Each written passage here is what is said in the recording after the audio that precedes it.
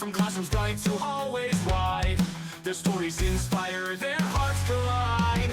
Why do they teach? Why do they strive? What keeps the spark and dreams alive? From classrooms bright to hallways wide, their stories inspire, their hearts collide. The Chalkboard Chronicles a journey through the lives of those who teach and do. With every story a lesson to unveiling why they care like they do. Welcome to the Chalkboard Chronicles, the podcast where we pull back the curtain on the educators who shape our world. I'm your host, Leroy Steigerwalt, and each week we sit down with teachers, principals, and educational leaders to hear the real stories behind the classroom, from their first spark to the defining moments that keep them going. These are the voices of education, unfiltered, unscripted, and full of heart. Let's dive in. All right, so here today with us we have a very special guest. This is Miss Krista Jennings. Say hello to everybody. Hey, everyone. And she is joining us from which school district? Sumter School District. Sumter School District. And how long have you been with the district? This is my 25th year in the district, but I've been a teacher for 34. Oh, where were you teaching before this? Upstate New York, go Bills, Western New York, Okay. over in a small town called Batavia. Never heard of it before. How many, like, compared to something near in South Carolina, what kind of town would it be? That's a good question. It's a little farming community, so Okay. probably like if you were to put Dalzell and then part of Sumter, so it's probably about 8,000 people. Okay, so not too big, but not like Pinewood Right. or Remini. Right. Right. I got you. All right, so our first question is going to be kind of a curveball. Which do you prefer to work with, a whiteboard or a chalkboard, and why? I like a whiteboard because it's easier for me to erase, and I cannot stand that I would always drag my fingernails on the chalkboard and make that horrible noise. Okay, all right. Do you remember dusting out the chalk erasers as a kid? Yes, definitely. Yeah. We did that all the time. I feel like that was something that everybody was competing to get to do. No, I hated that. Oh, you didn't like doing it? hated that. Oh, I loved it. It was like the one thing that I really strived to do. I was happy when my mom was late picking me up because I got to help, dust out the chalk erasers. So, all right, we're going to go ahead and get started. The first part of our segment is called The Spark. So your first question for today is, what originally drew you to the world of education? All of my teachers, right from kindergarten on, I have always wanted to be a teacher. Oh, really? I watched all of my teachers working with kids, and I always said that's what I was going to do, and I always tried to be the helper of the group that I was ever in, Right. and to model what the teacher was doing, and I just absolutely loved it. I used to get books from my teachers and go home and teach my sister, who was younger than me, everything from the books and math and everything. I loved it. I got you. I'm envious of people who can say that they knew they wanted to do something from day one. I definitely did not know I wanted to be an educator until much later in life. Yeah, no one in my family was an educator. Okay. All of my family were blue-collar workers, worked at General Motors, worked in offices. No one ever was a teacher, and it's just something I've always wanted to do. So you just broke the mold. I did. I like it. Was there a specific moment or a specific mentor that sparked your passion for instructional innovation? I don't know if there was a specific person, but I've always had really great principals and people that I've worked with that have allowed me to do that. I have always enjoyed it. I learned in college. I was taking classes on computers. I had a high school teacher that we got the first lab in the area for Macs. Okay. And I was always doing them. So when I got to teach, and I would bring in ideas that were technology-based before we even had computers really in the classroom, they always let me do whatever I needed to do and let me fly with it. So, All right, so they kind of gave you freedom even in college to spread your wings and explore. We are going to go back just a second. I forgot to let the audience know what you did with Sumter School District. So can you tell everybody listening what exactly your job is currently? So I am currently one of our instructional innovation specialists, so I get to work with teachers and students and administrators and anyone who needs it to help them understand how to use technology effectively in the classroom to help our students become successful. Okay, and in a district your size, how many instructional innovation technology specialists are there?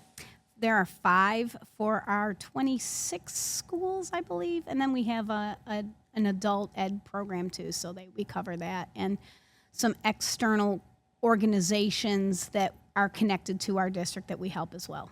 Okay, and y'all just kind of bounce around from school to school, or you have, defined schools that are kind of your area? Well, we have defined schools. Like I currently have 6 schools, 5 elementary and a high school.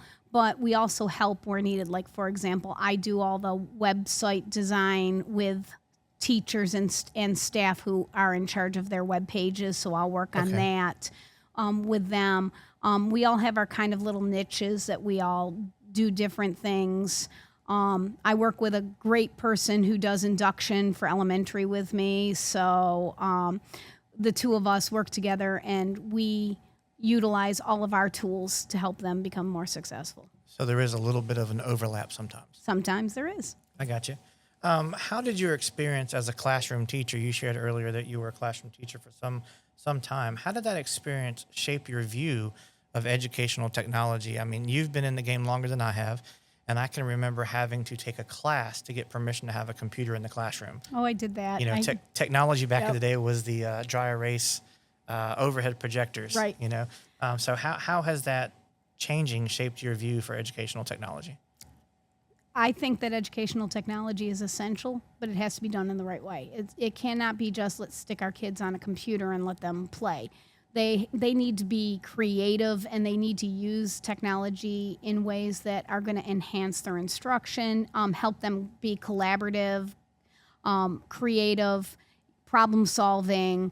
So using that in a STEM format, using that to learn coding, because every job that is going to be out there for our kids is going to have some aspect of computers, and they need to know how to use them effectively and efficiently to get their jobs done.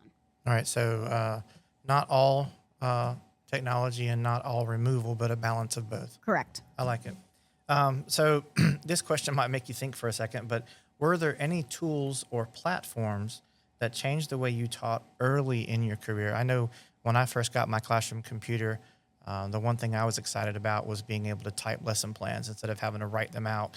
I don't know if you had the little square blocks. Yes. I had those back in the day too. And being able to type those out saved me a lot of time. So what would you say when you first started getting technology in the classroom? What was something that kind of changed or changed the way that you taught with using technology?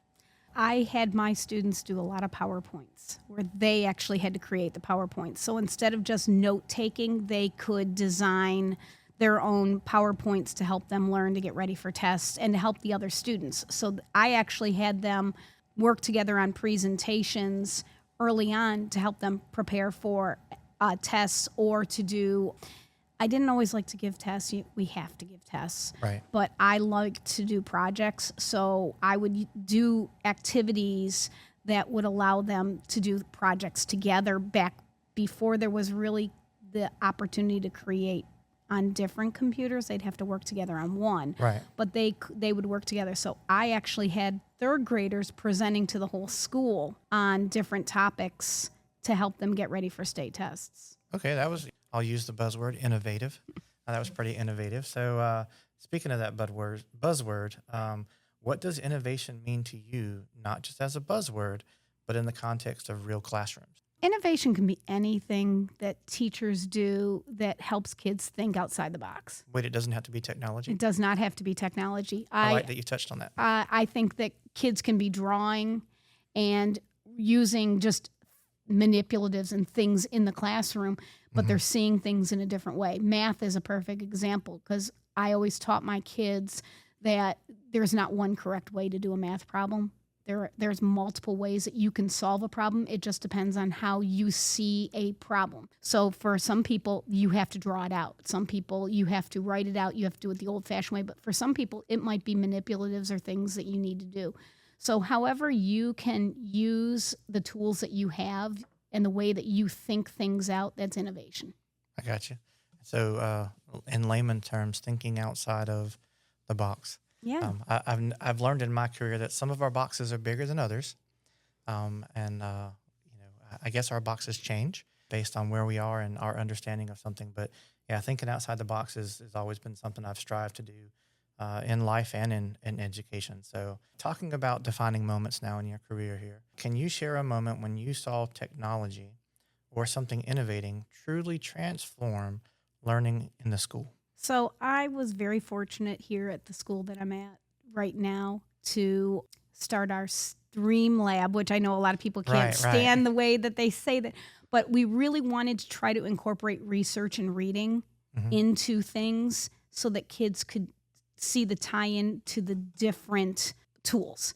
So we always tried to tie in a story, or they had to do research and do things. And I saw a change in my kids. They really took what I was doing and they really made it their own. So Right.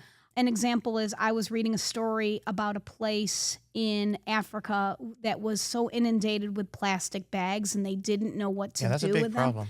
And plastic is a big concern for me. I always talk to my kids about, what happens when you use too much plastic. It ends up in the environment. And we were reading this book and they were talking about, I said, now take that. And in the story, the people in the community started making things with the plastic bags. Okay. And so I said to the kids, I said, each of you has a plastic bag. I want to see what you can do with that plastic bag. And the things that they came up with were so creative. I had kids who were making the bags and they did it to hold their glasses. Okay, yeah. So and they were using that, and they actually had other kids asking if they could make them some Okay. because their glasses kept falling off, or they just didn't need them all the time and they didn't want to lose them. So they found out that they could actually take things that they use every day that they might just think, oh, I'm just going to throw this away, and now they have another use for it. Right, So repurposed. it really hit home. So I always did Earth Day stuff and the reduce, reuse, and recycle. And they really took that. I had a girl who was making headbands for other kids with the different colored bags. So Okay. they were starting to see, and then we built into how plastics can hurt the environment on a bigger scale. So it really hit home for them and for me of how much they can change. Right. Yeah. And that's one thing that's important is making changes. Little things make big changes sometimes. What is one project or initiative you led that you feel best represents your work? Like, what are you the most proud of in the last 25? 34. 34. Yeah, I was trying to make you a little younger there. I know. I honestly, and this is really, I know, a cliche. It's every time I see my kids doing well. Okay. It's watching them move on away from me and still doing well. Graduation, watching all the kids going through graduation, and they see my face and they light up and they smiled and they thumb up and they're walking up on that stage and I see them getting their diploma. It's the kids who come back to me and say, hey, I remember you teaching me this and this is what I do, and how they have thrived. And I have kids who have kids. Right. So they'll come up and say, this is the best teacher I've ever had, and she made me the success because I remember everything she taught me and how much she loved me. Right. And I know that's cliche, but just them. It's not though. I mean, because so many of us in education, I don't know how to say it. It's not a thankless job. You have to wait and be patient. But when you see that fruit come back, Right. when you see the seeds that you sowed all those years ago, it really does mean something to teach kids of kids. I haven't taught any grandkids of kids yet. Yeah, me neither. Yeah, well, maybe I'll still be in this world, and that might happen. But yeah, that's a really good point. So little successes along the way mean a lot. I agree with that. So we talk a lot about things that go well. What's one thing that did not go as planned, and how did you correct it? Oh, I don't know. I mean, there's always things that don't go as planned. You have plans, but God has the bigger plan and he knows what he's doing. Right. So there have been times, the job I'm currently at, I kind of was thinking I'd have something like that way before I did. And it took a little while longer, but I did things along the way that I would not have done if I had gotten this job back, let's say even 5 years before I got it. I would not have started a Stream Lab, worked with all the kids too. That's when we pushed out Google, and they would not have known Google if I hadn't been around. So just because I make a plan does not mean that's really the plan it needs to be. Yeah, no, sometimes we plan for things and we think that we're ready, but we're just not. Right. And you bring up a good point that, Garth Brooks has that song, Thank God for Unanswered Prayers. So yeah, there was a lot of things that I could not have finished had I left the classroom. Did you ever get to the point where you just knew it was time for you to leave the classroom so that you could do something else? So mine was a little bit different. Okay. So I ended up getting District Teacher of the Year. Congratulations. And thank you. I knew I was a finalist, but I honestly did not think I was going to get it. I hoped I was going to get it, but I knew the competition, so I Right. didn't think that I was going to get it. But my principal did. Okay. She believed. She really believed. She says, you've got this. And I'm like, I don't know. And you have to wait the whole summer. So you're like really stressed the whole summer Right. waiting to hear. Well, she decided she was moving me out of the classroom because she said, when you're District Teacher of the Year, you're never there anyways. So I don't Okay. want to waste a position. So she moved me over to a reading and math interventionist / technology, instructional technology person. So Okay. I did like a little reading intervention. I did some math intervention, and then I part-timed as the instructional technology coach for the school. And so this is pre-COVID. This is pre-COVID. This Okay. was 2015, 2016 Okay, so school way year. before we even had Chromebooks for these Right. kids. We had just gotten Chromebooks. Okay. So my job was, actually that year we got Chromebooks. So Like classroom set. we actually had a classroom set for all of 4th and 5th grade. Okay. So we had like 10 sets. So my job was going to be to teach them how to use Google. And I'd Okay. already been in the committee that I'd had Google for 2 years. Okay. So I had it before everyone else. I was like the beta testing group. Right. So when I got District Teacher of the Year, obviously she was right. I wasn't there as much as I wanted to be. I was there as much as I could be. And I was still doing things with all the kids, but it moved me out. And then with the influx of Chromebooks and Google, my job was needed even more. So I moved out of intervention and straight to instructional technology coach for the school. So your principal kind of kicked you out of the classroom. Yeah, basically. Really wasn't a choice of yours. She was like, this is what you're going to do. Exactly. So we are going to move on to the next part of our segment called Beyond the Bell. And we want to talk about who you are outside the role of teaching. So what keeps you curious and energized outside of school? Well, I just like to learn. I'm a learner, so I'm always taking classes on anything. I just got my second master's in administration, so I've been Okay. doing a lot of that. I'm doing summer school right now, so I enjoy that. But So what do they call that? Are you a mastered master or I don't know. is there a no, term just a for that? master. I don't know. No. Okay. Please continue. But I just like to learn. So now that I have finished my degree, I want to learn how to use a Cricut, learn to sublimate on things, and learn to crochet. I don't know which order I'm doing that in first, but it means me cleaning out my office to put that stuff back in. Okay. A little crafting. Yes. I got you. How do your personal passions inform your approach to innovation and or leadership? Well, I've always been kind of crafty, so I always try to think about how to do things. And if I don't do it right, I try to figure out a way to do it the right way. And I think that's what innovation is about. You're never going to be right and correct all the time, but you learn from your mistakes and you figure out the best way to do it. And I always tell the kids, I am not perfect. I am nowhere even close to perfect. You're going to see me make lots of mistakes, but I'm going to learn and figure out a better way of doing it the next time. Yeah, I like that. And I know in my current role as the mobile STEM innovation specialist, that's a mouthful. I'm always testing things. You know, even today I was testing different qualities of videos and rendering processes in Adobe After Effects. And it's just amazing to have the kind of job that allows us the freedom to say, hey, I wonder what if, and actually put time to that, you know, because that's going to be used for future projects and make things a lot easier on educators maybe down the road. All right. So what's a fun fact about you that your students or coworkers even might be surprised to learn? Most of my kids, I'll tell them weird facts like I'm allergic to soda, which most of the kids know. I can't drink soda because the What- carbonation makes my throat close. Carbonation. Okay. Yeah, so they think that's cool. So can you drink champagne? No, it's carbonated. It is carbonated. Yeah. You have to be careful even with wine then, huh? Yeah, some of the sparkling wine, as long as I let it sit for a while, I'm good. It makes my throat really scratchy, but it won't. But What about Pop Rocks? Oh no. Have you tried them? Oh yes, Not good. not good. Okay. Not good at all. Here I go wanting to test things. Yeah, no.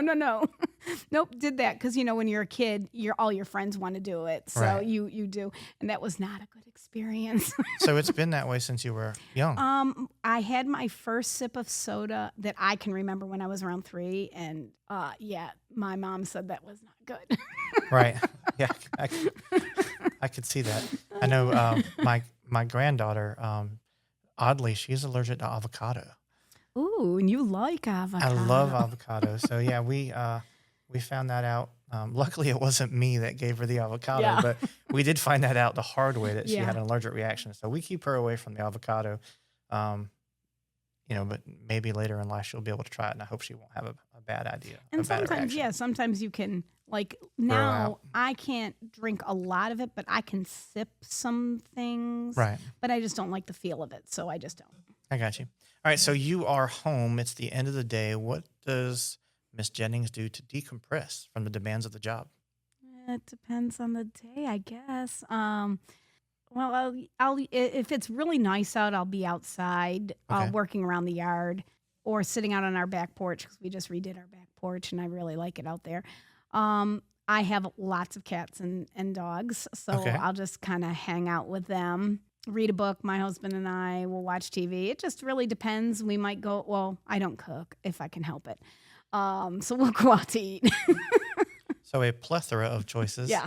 I try to use that word whenever I can. It just depends on how I'm feeling that day and what I have going on. So I got you. For those of you listening, let's do a little competition here. In the comments, tell me what plethora means. Try not to use Google, and then tell me where you learned the word. I'm not going to tell you where I learned it right now because I want to hear what y'all say, but plethora is a word I try to use whenever I can. Probably not for the reasons you think. So let's move on to what keeps you going. So your motivation, future goals, and your leadership vision. So what motivates you to continue pushing in education? Why do you keep doing what you do? I think that's just because I was raised that way. My parents were always, whatever they had a goal for, they worked hard to get it. I mean, they were blue collar. My dad worked at General Motors. My mom was a secretary in a very small stock brokerage firm office, but they always strive to give us the best that they can, spend time with us, teach us, whatever it is, help us be successful. And that's kind of why that's just the way I was raised. So that's how I am. Right. You just don't know any different right now. Right. Right. So going back, talking about, you said that you just got your master's in administration. So what kind of impact do you hope to make as an administrator later? I want to be the person that makes people want to do their best, but wants to achieve more for themselves. Okay. So, and I'm not just talking our kids. I definitely want our kids to feel like they're loved and successful. Right. No matter what, I want them to know that I care about them. I want them to succeed in the way that they can succeed and be the best that they can be. But I also want the people that I work with, the staff, the teachers, to always strive to be their best. So I had shared my journey with a lot of the people that I was doing my internship with, so that the teachers knew that I was going for this degree. And several of them saw that I was doing it, so they actually looked into going further in their education. Nice. So I've actually had some of our paraprofessionals have started back to college. Okay. With their desire to be a teacher. And Nice. they said, well, I see that you were doing it. So not that it was easy, but that you really were excited about it. So I wanted to do it. So they're doing that. And I've had a couple other teachers reach out and they want to do their degree. They want to move up and they saw that I was doing it. So we have had conversations. I just want them to strive to be whatever they want to be. Yeah, you never know what word is going to be an inspiration to someone else. Words have so much power. That old saying, sticks and stones will break your bones, but words will never hurt you. I think I've been hurt in life, and most people probably could agree. words have hurt a lot more people than physical things, Definitely. especially words we say to ourselves, that self-doubt that we pour in there. So not too much on that. If you could have the power to redesign one aspect of the school system, education as you know, what would it be? So teacher support is really important, but we really need to listen to what teachers are really asking. And it might not be the words that they're actually saying, Mm-hmm. but one thing that I have been hearing a lot more lately is I wish we could just have smaller class sizes. Yeah, I think that's one thing that since you brought that up, just to touch on for a second, I know some school districts use the class size based on the number of certified personnel in the building, Mm-hmm. not the number of classroom teachers, Mm-hmm. which kind of skews the numbers and makes things a little unfair, in my opinion. Even within the same district, you might have a first grade class with 28 kids in it, and you go down the road and there's a first grade class with 14 kids in it. So what would you do to help that? Do I have unlimited money? Yeah, you have the power to snap your fingers and it works. Then I would make sure I have enough money to pay my teachers a really good salary and make it so that we have enough teachers that there would be 15 in a class max. And have it so that they have the opportunity to grow those students in their classroom. And some people say smaller class sizes don't matter, but it's the community you build. Right. And based off of what I'm seeing here, even in our summer school, right now we have 10 per class. The kids in that room with the teacher, they look like they've been there together for 6 months. Right. And it's been how many weeks now? This is the end of the second week. Okay. And the communication and the caring and the collaboration that I'm seeing in there, because the teacher can work with everyone and the kids can interact with everyone. And it's not this big glob of kids. Not that 28 is a glob, but Well, I mean, it is. It is. Depends how big they are. Yeah, right. And it's just, I've seen such a change, and I've seen a change in discipline behavior. Okay. Now, am I saying that there's never going to be a discipline issue? No. Right. But is there less stress in the class among the kids and among the teacher because there's a smaller class size? Absolutely. Yeah, I mean, I think that it would stand to prove that the smaller the group of people involved in a process, the easier it is for them to get things done. And they can reach the kids. So if I see you are not understanding it, Right. I can say to you, hey, that's okay. You're trying your best. We're going to work on that a little later. So I know I can pull him You or actually have her the time to do it. to a group. And I know that I can meet with you and we can work on it. Right. Where you don't always have that opportunity when you have 28, 30 kids. Well, touching on that, since we're here in South Carolina, I know that there's a bill to put a helper or assistant in each classroom, kindergarten through third grade. What's your opinion on that? Where do you stand? So I have worked with people. You've got to have a really good relationship to work with someone in a classroom. There's Okay. got to be trust. If you're just going to put someone in there and they're not really wanting to be in there, or they don't want to work or work with you, that's Right. going to be a problem. Right. They need to be more than someone who just runs copies and cuts things out. You want someone who is going to actually work as another teacher to hit small groups, to help monitor, to work with the different kids. And you may not have that. You may not have that rapport with them. I've worked with people where I could work all day in a classroom and we could work off of each other, and it was great. And I've worked with people who I don't even want to see your face. Right. I mean, we're all human at the end of the day. Right. I know my first time in the classroom, I had a shadow that was working with a student, and she had a tape recorder out recording everything, and it made me feel like she was out to get me, Right. even though she wasn't. She was a Right. lovely lady, and she worked with such a great student who's a preacher now, by the way. Oh, wow. So that's pretty good. But yeah, I know exactly what you mean. I don't think necessarily more hands are always the answer. Right. So yeah, more hands, but it's going to require training.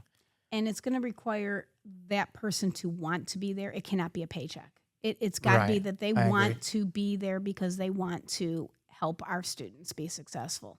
I got you. All right. So we are going to start our wrap up session here. We're going to ask you just a couple of more questions and give you an opportunity to give a shout out to somebody that you might want to talk to out there that might be listening. So who's another educator or leader that you would recommend for our show? Oh, I don't know off the top of my head. There's a lot of people. Whose story do you want to hear? Who do you want to know more about? So my mentor, principal, Okay. is Michelle McBride. Yes. She's amazing. She knows everyone. Like I think she really knows everyone. Probably know half our viewers, half probably. our listeners. I'd like to hear more of her story because she's just a fascinating person. Okay. And we've got a lot of fascinating people in Sumter School District. Right, I and agree. Things that I don't know about them, and then I learn something.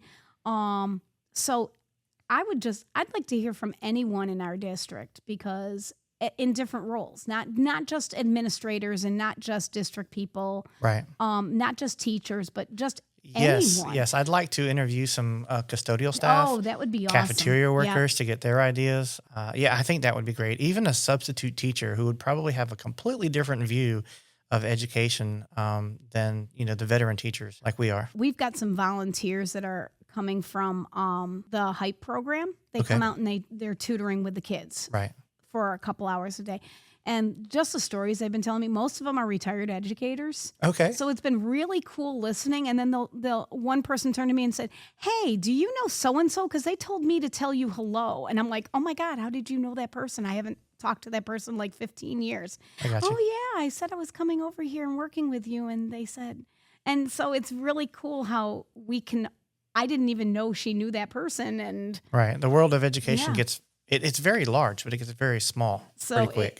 it's really interesting to hear, "Oh yeah, I taught like 15 years ago and I did this and this." I'm like, "Hey, I know that. Right. Did we cross paths?" And, Right.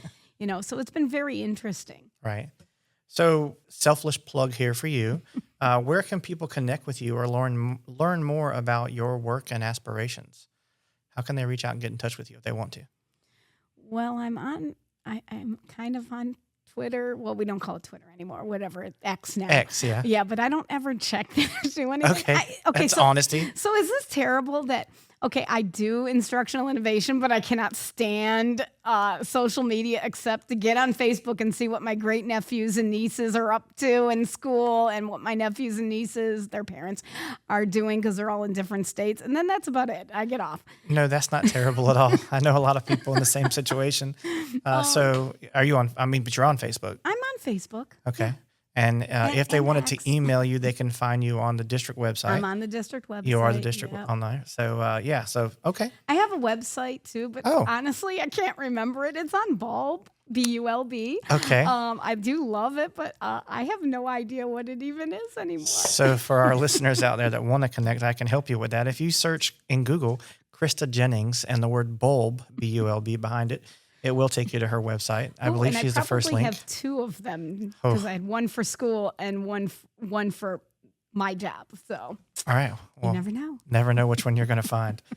So if someone offered you today your dream administrative role, what would that ideal job look like? I would be a principal at a school. Okay. And it would be an elementary school. 'cause Elementary, I am so okay. elementary, it's not even funny. I got you. But yeah, I would love to be. I'd even be an assistant principal. I like that role. It's been fun being a site administrator here for summer school, and I think I'm pretty good at it. Okay. And I like having that role where I can help others be the best they can be. Okay. Well, this is going to be our final question, and this is going to be the hardest one for you to answer, just knowing your personality and the rest of our interview here today. So before we ask this question, I do want to thank you for being on our show. Oh, that's not good when you're thanking me before the question. Yes, and all the wonderful things that you do for our district. I know that you chip in places that you don't need to, but do, and we appreciate all the extra work that you do for our district. So if you had to summarize your career philosophically in one sentence, Oh, Lord. what would it be? You can only use one sentence to describe your career. I was going to say 3 words, but that just wouldn't work. So one sentence. My career in a sentence. Yeah. What sums it up? Enthusiasm. I'm going to try to do 3 words. Okay. Enthusiasm and long lasting. Enthusiasm and long lasting. Okay. So I see my job as long lasting because I have touched so many people, and everything that I have done Right. carries with them. Okay. That's a great answer. And I always do it with enthusiasm. You definitely do things with enthusiasm. She's been smiling the entire time she's been doing this interview. So, again, thank you for being on here. Is there anyone out there that might be listening that you want to say hello to or call out by name? Okay, so I'm going to call out 2 people. Okay. So my husband, Jim, who's amazing and absolutely the best supporter of me all the time. And my best friend, we have been friends for 50 years this year. Wow. And her name is Tracy, and she's always really supportive. She doesn't live near me, but she actually reaches out to all my friends and cheers them on as well whenever she gets on Facebook. And she's always cheering me on, and she tries to come out and join us when we go to conferences just to be a part of things. And so, yeah, shout out to her. So speaking of conferences, I know I said it was the last question, but do you have a conference coming up you're going to? We're going to ISTE and ASCD in San Antonio, and my best friend is joining us. So she's looking forward not to see me so much as all my friends. Right. We have a good time. I got you. Are you presenting any sessions at ISTE? I am not. I'm just going to learn because I like to learn. Soak it all up. Yes. So I can bring it all back to everyone else and share it out with them. All right. Well, thank you very much for your time. And thank you, listeners, for your time. I hope that you've enjoyed our show today. If you would like to recommend someone for the show, or if you'd like to be on the show yourself, please feel free to reach out. We have numerous ways you can get in contact with us. And as always, have a great day. Their voices loud, their missions bold.